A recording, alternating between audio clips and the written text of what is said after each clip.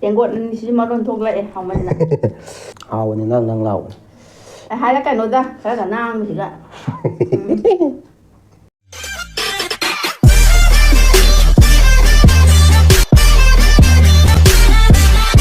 ꯑꯍꯥꯟꯕꯃꯛꯇꯗ ꯑꯩꯈꯣꯏ ꯆꯦꯅꯦꯜꯕꯨ ꯌꯦꯡꯕꯤꯔꯤꯕ ꯏꯆꯤꯜ ꯏꯅꯥꯎ ꯏꯆꯦꯆꯟ ꯃꯌꯥꯝꯕꯨ ꯃꯅꯤ ꯃꯨꯛꯕꯥꯡꯒꯤ ꯆꯦꯅꯦꯜꯗ ꯇꯔꯥꯝꯅ ꯑꯣꯛꯆꯔꯤ ꯃꯌꯥꯝ ꯉꯁꯤꯗꯤ ꯉꯥ ꯊꯣꯡꯕ ꯑꯣꯏꯅ ꯄꯨꯗꯨꯅ ꯂꯥꯛꯆꯔꯦ ꯑꯁꯤꯒ ꯂꯩꯔꯦ ꯉꯥ ꯃꯀꯣꯛ ꯑꯃ ꯑꯁꯤꯒ ꯂꯩꯔꯦ ꯉꯥ ꯃꯇꯨꯝ ꯐꯖꯕ ꯑꯆꯧꯕ ꯑꯃ ꯂꯩꯔꯦ ꯃꯊꯥꯟꯒꯤ ꯅꯪꯁꯨ ꯃꯇꯨꯡ ꯍꯥꯏ ꯀꯩ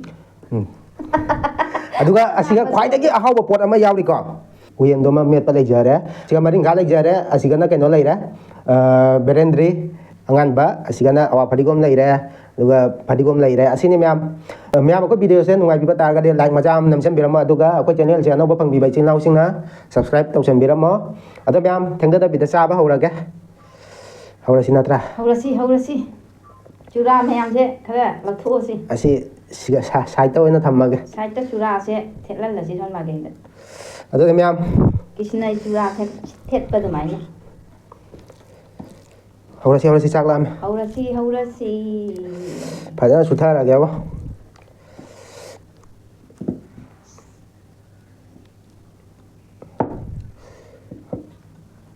ꯍꯥꯎꯗꯣꯏꯔꯥ ꯍꯥꯎꯔꯣꯏꯗꯣꯏꯔꯥ ꯍꯥꯎꯅꯤꯗ ꯑꯩꯅ ꯐꯖꯅ ꯇꯧ ꯊꯣꯡꯊꯔꯕꯅꯤ ꯃꯥꯅ ꯊꯣꯡꯉꯦ ꯍꯥꯏꯅ ꯑꯩꯁꯨ ꯌꯥꯎꯏꯗ ꯊꯣꯡꯃꯤꯟꯅꯔꯤꯅꯤ ꯃꯔꯨꯁꯦ ꯆꯨꯞꯅꯤꯡꯕ ꯂꯣꯏꯔꯦ ꯃꯥ ꯆꯥꯛ ꯄꯣꯠꯀꯁꯦ ꯂꯣꯏ ꯊꯝ ꯅꯥꯏꯗꯦ ꯑꯩ ꯃꯔꯨ ꯍꯥꯟꯅ ꯆꯨꯞꯇꯣꯏꯅꯤ ꯃꯌꯥꯝ ꯍꯨꯞꯄ ꯍꯧꯔꯒꯦ ꯃꯔꯨ ꯆꯨꯞꯄ ꯍꯧꯔꯒꯦ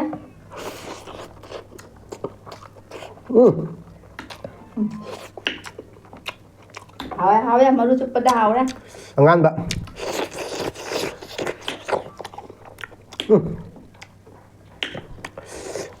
ꯀꯩꯗꯤ ꯅꯪ ꯂꯥꯎꯏ ꯑꯅꯥꯡꯕ ꯆꯥꯗꯤ ꯅꯥꯡꯗꯗꯤ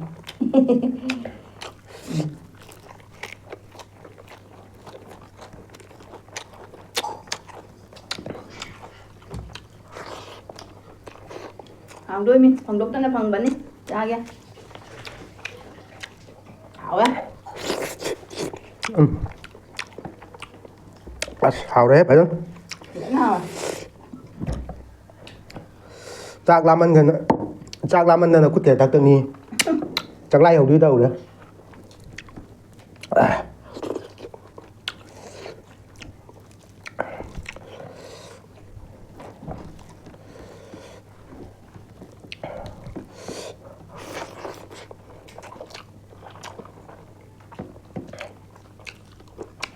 ꯌꯥꯝ ꯐꯖꯅ ꯍꯥꯎꯔꯦ ꯃꯔꯨꯝ ꯑꯣꯏ ꯃꯥꯜꯂꯦ ꯁꯤꯔꯣ ꯃꯅꯤꯡ ꯈꯥꯁꯦ ꯃꯔꯨꯝ ꯃꯆꯦꯠ ꯌꯥꯎꯔꯝꯃꯤꯅꯦ ꯍꯥꯎꯔꯤꯅꯦ ꯃꯌꯥꯝ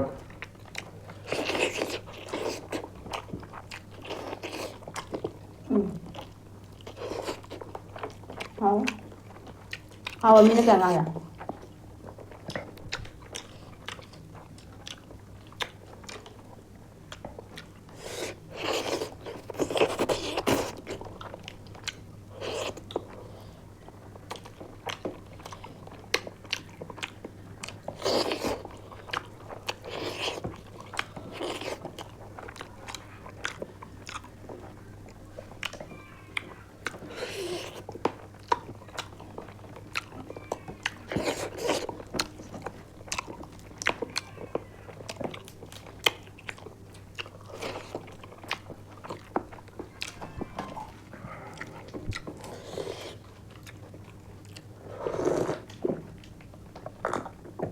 à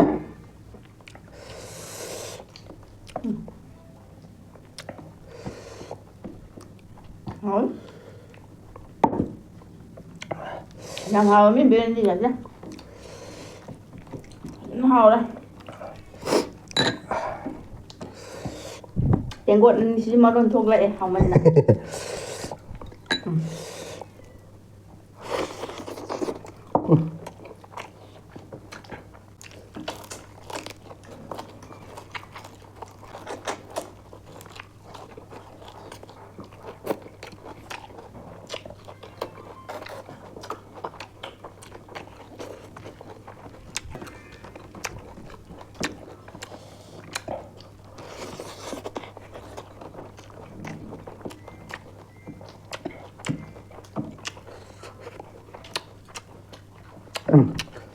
마린가 뭐라고 비하면 그 얘기 맞는 거 야오보다.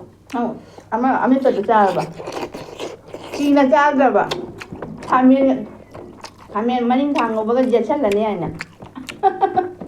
짜들 버가 마린 đã thì đi. Em tao để anh hàng ra đây. 아메 빠져 봐 잘해 봐. Thấy tao thấy đi mà em bị ra rồi. Khi cái nó sẽ đi ra thì anh thành mình giống như vậy.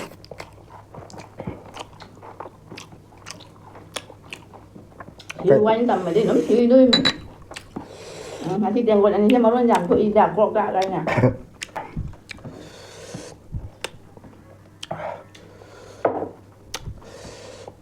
사실 싹이 장 누워야 돼. Đấy, nó hẳn đi ra là.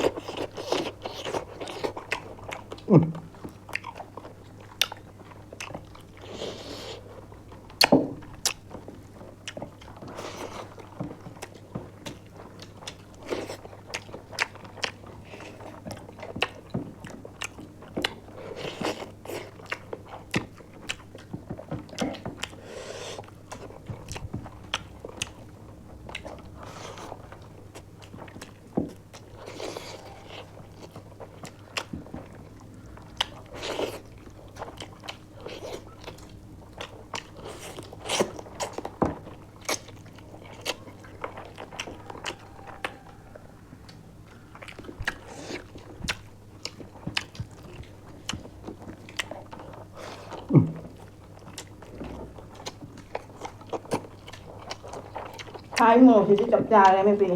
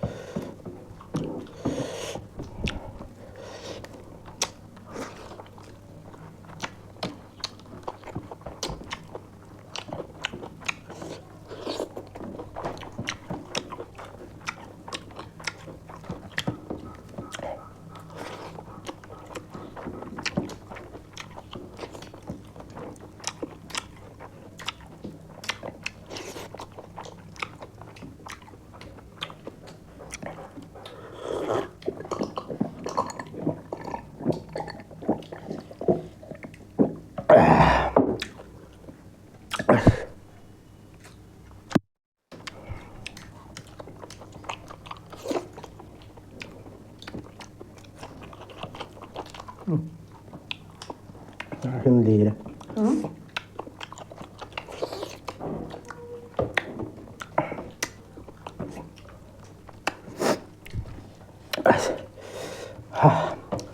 맞아? 빠이싱 가장 볼라.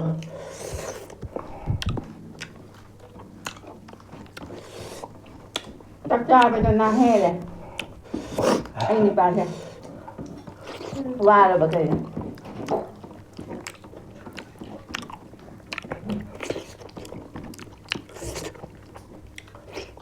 Chắc cha bây giờ không nhận cha bây giờ chỗ qua bên này. Bố nó có sụp rằng à? 네. Cha bố nó muốn nhỉ?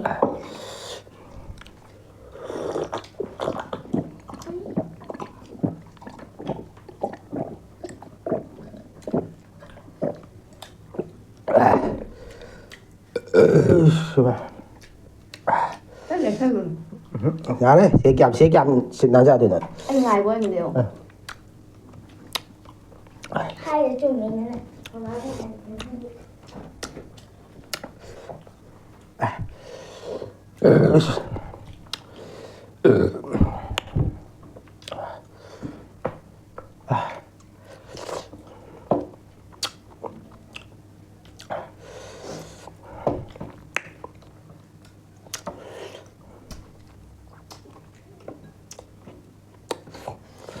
thôi phải thế nào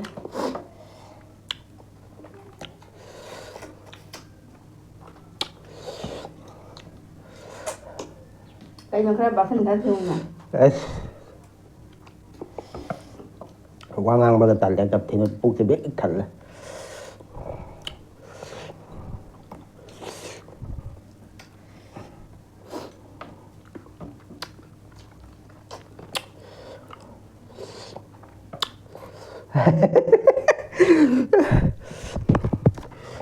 bây giờ khăn nó mới nộp lên được bây giờ mà đừng ăn chả đó thế qua ngang này vì thế là tụi mình làm phăm này với tụi nó đây rồi hãy sao thôi sau đó cần nó ra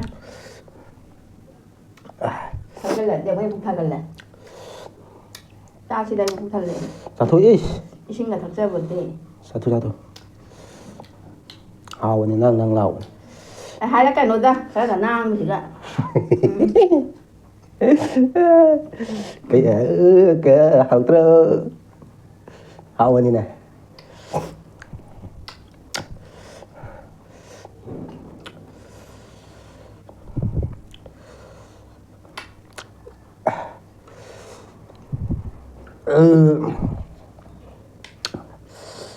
tôi cái nào thật ra thì mày ai hiểu liêm gì đó cho ra cái nấm thật thần lý ra này hậu bên này nàng tầng nè phải còn Ma'am, set na le hebong asi di fajana chat sudha re ado mai gi di nuti gi hongna bi waina ama khale mal le thế chứ không nó bị hay vậy à quên là cha luôn rồi đó lại lấy bà lúc khác cha bà lại đi phải thật cái gì mình đó ado ma'am akwai video sen ngai bi bata de like macha tak tak law nam chen bi ramo aduga akwai channel cha no bo phang bi bai chin law sing na subscribe to bi ro bell icon chu subscribe to bi ro ado ma'am sao su rồi bên na mà thằng cái next video đó không là xin ma'am bye bye